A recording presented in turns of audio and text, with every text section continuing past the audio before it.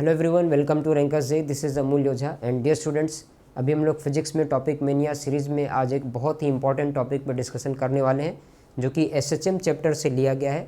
और इसमें हम लोग स्पेशली डिस्कस करने वाले हैं एनर्जी इन एसएचएम। तो जैसे हम लोग एसएचएम में देखते हैं कि इसमें पोटेंशियल एनर्जी और काइनेटिक एनर्जी पे काफ़ी सारे अच्छे क्वेश्चंस बनते हैं। और इस बार अगर हम लोग सिर्फ जनवरी अटेम्प्ट की बात करें जेईई मेन में, तो जेईई मेन में जनवरी अटेम्प्ट में भी काफ़ी सारे क्वेश्चंस इससे पूछे गए हैं। और अभी आज हम लोग इस वीडियो में कम से कम 2 या 3 क्वेश्चंस हम लोग जनवरी अटेम्प्ट से लेके यहाँ पर डिस्कस भी करेंगे।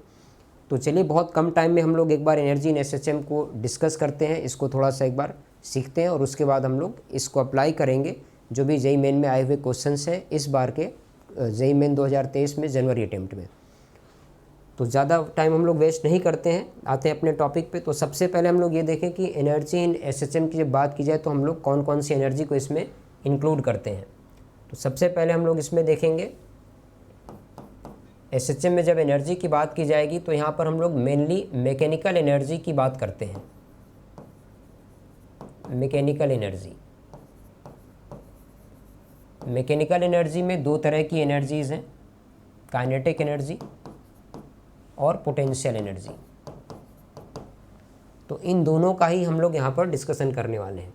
तो सबसे पहले जैसे अगर हम लोग एसएचएम की बात करें तो मान लेते हैं किसी पार्टिकल का डिस्प्लेसमेंट जो कि एसएचएम परफॉर्म कर रहा है, उसका डिस्प्लेसमेंट कुछ इस तरह से है, x = a sin ω t। इस तरह से इसका कोई डिस्प्लेसमेंट है। तो अगर हम लोग इसको एक बार डिफ्रेंशिएट कर देते हैं तो यहाँ से हमें वेलोसिटी मिल जाती है a ω cos ω t।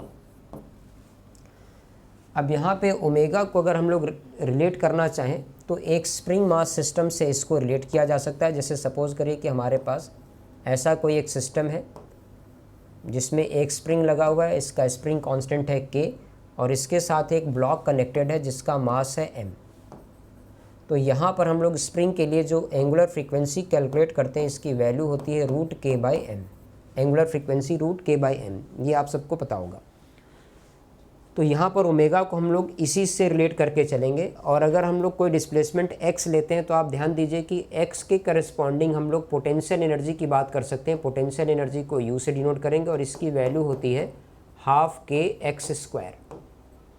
इसी तरह से अगर हम लोग काइनेटिक एनर्जी की बात करें तो काइनेटिक एनर्जी को हम लोग ke रिप्रेजेंट कर सकते हैं और इसकी वैल्यू होती है ½mv²।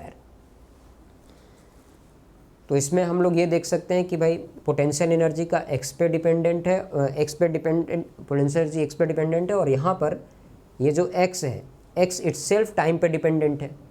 तो एक तरह से देखा जाए तो पोटेंशियल एनर्जी x का भी फंक्शन है और इसके साथ ही साथ वो टाइम का भी फंक्शन है। इसी तरह से काइनेटिक एनर्जी भी x का भी फंक्शन होगा और काइनेटिक टाइम का भी फंक्शन होगा। तो 1-2 चीज़ें हम लोग यहाँ पर और ध्यान दे सकते हैं। जैसे अगर हम लोग पोटेंशियल एनर्जी का ही कैलकुलेशन देखें वापस से, तो जो पोटेंशियल एनर्जी हम लोगों ने लिखा है ½ kx², इसको टाइम की हेल्प से लिखना चाहें तो यह आ जाएगा ½ k x² को a² sin² ω t लिखेंगे। तो ये sin² थीटा का एक फंक्शन बनेगा। इसी तरह से अगर हम लोग काइनेटिक एनर्जी की बात करें ½mv², तो यह आ जाएगा 1/2m। v² की वैल्यू होगी a² ω² और यहाँ पर वैल्यू आएगी cos² ω t। तो अगर इन दोनों को हम लोग ऐड कर दें तो टोटल एनर्जी कांस्टेंट आ जाएगी। Potential energy plus kinetic energy ये अपने आप में कांस्टेंट है, पहली बात, क्योंकि m × ω² की वैल्यू k के बराबर है। यहाँ से आप देख सकते हैं ω²m, ये वैल्यू k के बराबर है। m ω² को k से रिप्लेस करेंगे तो इन दोनों को जोड़ने के बाद ये कांस्टेंट हो जाएगा और ये जो कांस्टेंट वैल्यू है इसकी वैल्यू होगी ½ के बराबर। तो इस तरह से हम लोग एनर्जी को यहाँ पर देख सकते हैं। अब इसमें हम लोग एक छोटी सी बात पे ध्यान और देंगे कि भाई अगर टाइम के साथ यहाँ पर हम लोग इनके वेरिएशंस को देखें तो जैसे पोटेंशियल एनर्जी में आप देख सकते हैं sin² ω t के जैसा ग्राफ होगा। तो यहाँ पर हम लोग एक बार पोटेंशियल एनर्जी और काइनेटिक एनर्जी का वेरिएशन देख लेते हैं टाइम के साथ।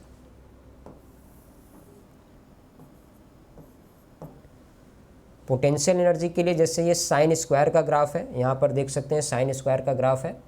तो सबसे पहले हम लोग पोटेंशियल को ही देख लेते हैं। यहाँ पर कोई एक वैल्यू कंसीडर कर लेते हैं, ये कोई वैल्यू है हाफ के ए स्क्वायर। अब इसमें अगर हम लोग पोटेंशियल एनर्जी का ग्राफ देखें तो पोटेंशियल एनर्जी का वेरिएशन साइन स्क्वायर थीटा के जैसा होगा, और साइन स्क्वायर थीटा का जो ग्राफ होता है वो कुछ इस तरह से होता है।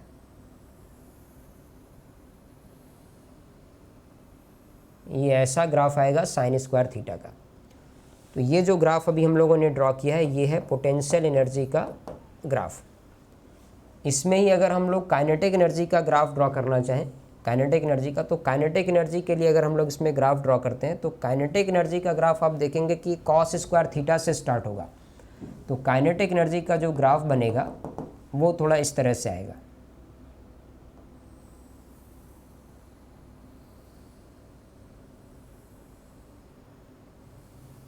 इस तरह से। तो ये जो ग्रीन कलर से हमने ग्राफ ड्रॉ किया है ये हो गया काइनेटिक एनर्जी।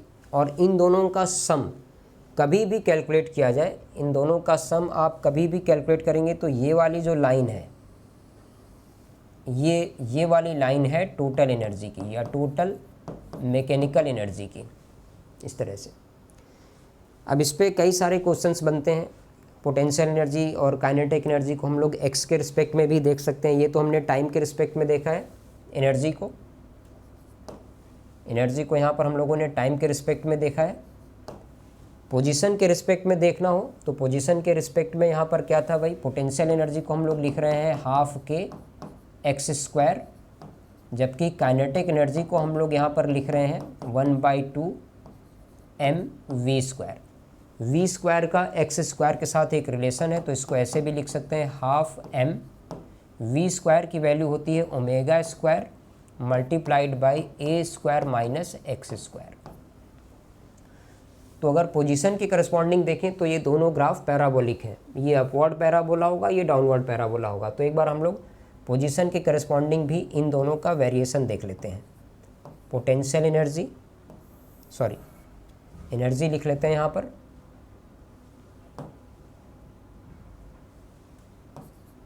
एनर्जी और एक्स। तो जब हम लोग डिस्प्लेसमेंट की बात करेंगे तो भाई डिस्प्लेसमेंट का यहाँ पर एक लिमिट है -a2 + a। डिस्प्लेसमेंट -a से +a के ही बीच में रहेगा, इसके बियॉन्ड नहीं जाएगा डिस्प्लेसमेंट मीन पोजीशन से।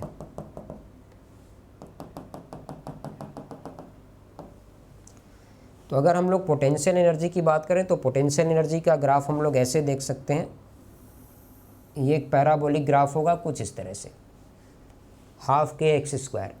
और काइनेटिक एनर्जी की जब हम लोग बात करेंगे तो काइनेटिक एनर्जी का ग्राफ यहाँ पर ऐसा बन जाएगा, और x के साथ भी वही सेम सिचुएशन है, दोनों का सम थ्रू आउट कॉन्स्टेंट आएगा। टोटल एनर्जी का ग्राफ ये है, ये वाला क्या है, टोटल मैकेनिकल एनर्जी। इधर वाला ग्राफ हो गया काइनेटिक एनर्जी का, और ये वाला ग्राफ हो गया पोटेंशियल एनर्जी के लिए। तो इस तरह से पोजीशन के corresponding potential energy, kinetic energy, time के corresponding potential energy, kinetic energy, time के करस्पॉन्डिंग टोटल एनर्जी, पोटेंशियल के करस्पॉन्डिंग टोटल एनर्जी। तो कुछ चीज़ें इसमें हम लोग यहाँ से देख सकते हैं। अब इसके बाद और इसमें कोई मैनिपुलेशन करने के चांसेस बहुत कम हो जाते हैं, फिर भी कोई इसमें एक्स के रिस्पेक्ट में कुछ कैलकुलेशन पूछ सकता है या फिर टाइम के रिस्पेक्ट में कुछ भी पूछा जा सकता है। तो चलिए अब हम लोग आगे बढ़ते हैं और देखते हैं कि इसमें जेईई मेन में कैसे क्वेश्चंस पूछे गए हैं।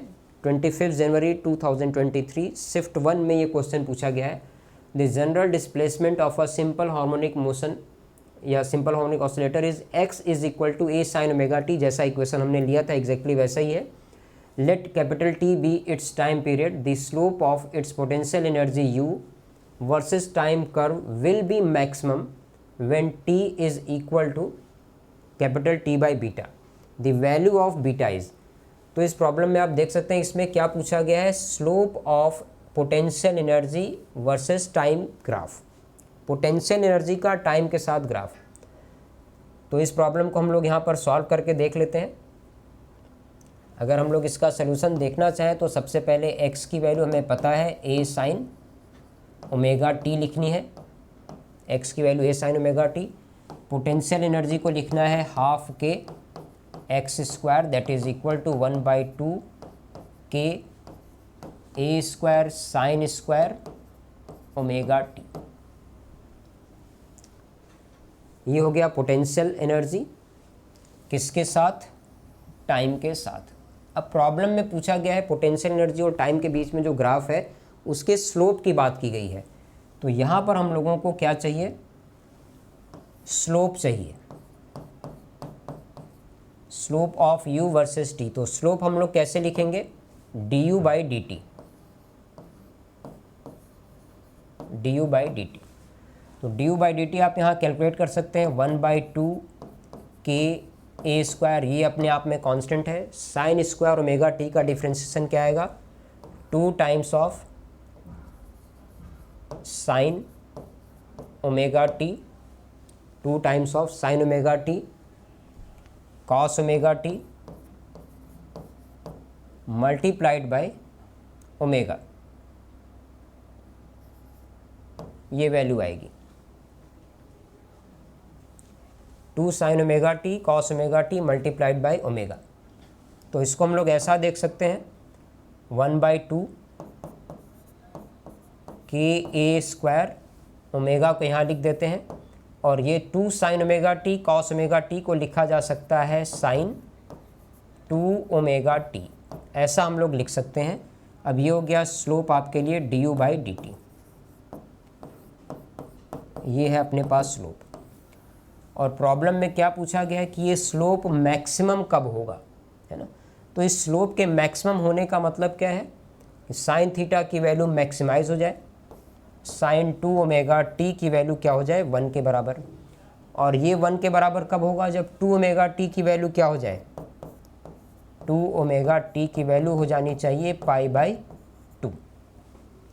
ओमेगा को हम लोग लिखते हैं 2 pi capital T, 2 times of omega is 2 pi capital T multiplied by T must be equal to π/2।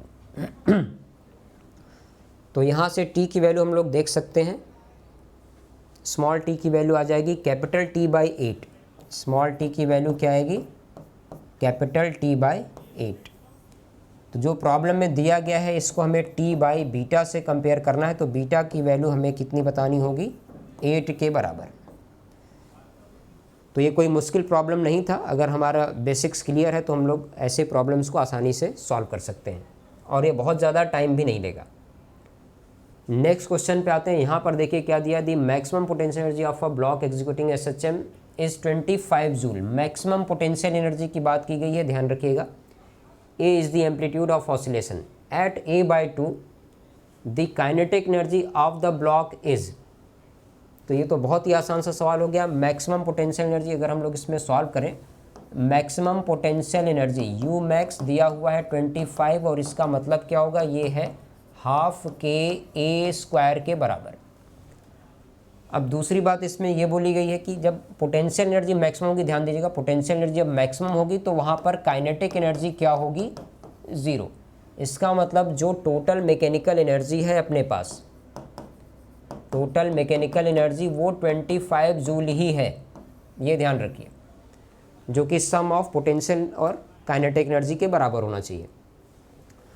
अब हम लोग बात करते हैं कि जब इसमें एम्पलीट्यूड जब डिस्प्लेसमेंट a/2 होगा उस समय ये एनर्जी क्या हो जाएगी, तो एनर्जी होगी हाफ के a/2 का स्क्वायर, और ये वैल्यू आ जाएगी 25/4 जूल्स के बराबर। तो जब a/2 के डिस्प्लेसमेंट पे पोटेंशियल एनर्जी 25/4 होगा तो उस समय काइनेटिक एनर्जी की वैल्यू क्या होनी चाहिए, total minus 25/4, 25 minus 25/4 that is equal to 25 minus 6.25, तो ये 18.75 जूल के बराबर आना चाहिए, 18.75।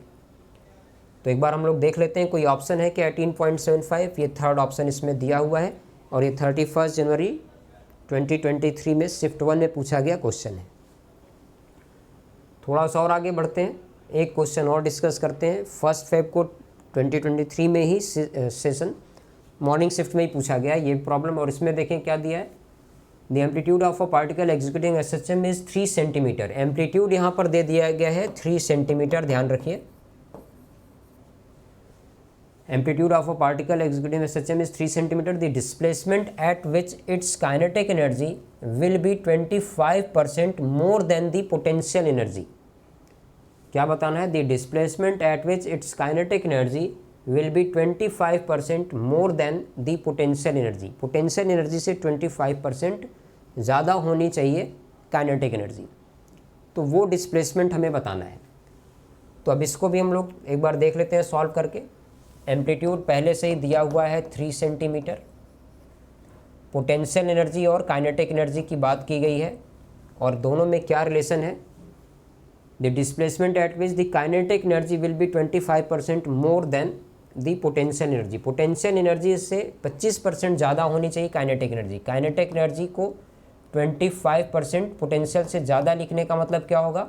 1.25 U होना चाहिए काइनेटिक एनर्जी। इस तरह से टोटल मैकेनिकल एनर्जी को हम लोग क्या लिख सकते हैं? टोटल मैकेनिकल एनर्जी होगा ½KA²। अब यही जो टोटल मैकेनिकल एनर्जी है वो होना चाहिए sum of potential and kinetic energy के बराबर किसी भी गिवन पोजीशन पे। तो हम लोग इसको U + K से इक्वेट करा सकते हैं, और U की वैल्यू यहाँ K की वैल्यू रिप्लेस कर दें तो U +